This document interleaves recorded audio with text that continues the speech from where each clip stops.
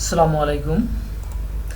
আপনাকে এরকম একটি এক্সেল শিট বা ডকুমেন্টস দিয়ে বলা হলো, এখানে যে ডকুমেন্টসগুলো রয়েছে আপনারা খেয়াল করেন। এখানে মিস্টার রাজু ইসলাম, এখানে কিন্তু অনেকগুলি স্পেস রয়েছে। এটার মধ্যে রয়েছে, এটা রয়েছে, আবার এটার মধ্যে কিন্তু অগোছালো রয়েছে, অনেক স্পেস রয়েছে।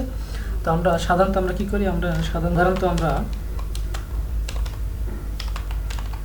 দিলাওয়ার এইভাবে লিখি। এখন আমরা যদি এইভাবে লিখতে যাই আর এখানে যদি ডকুমেন্টস ধরেন যে 100-এর উপর থাকে, তাহলে যদি আমরা এভাবে একটা একটা করে লিখতে যাই তাহলে কিন্তু আমাদের অনেক সময় প্রয়োজন। চলুন আজকে আমরা ট্রিমের ব্যবহারটা শিখে আসি। প্রথমে সঙ্গে কল করলাম, এরপরে ট্রি আর দেওয়ার সঙ্গে সঙ্গে কিন্তু অলরেডি চলে এসেছে, ট্রিম লিখলাম। এরপরে টেক্সট বলতে আমরা যে ডকুমেন্টসগুলোকে আমরা ঠিক করতে চাই সেটা সিলেক্ট করলাম। এরপরে কিবোর্ড থেকে শিফট বাটন চেপে ব্র্যাকেট ক্লোজ করলাম, এন্টার দিলাম।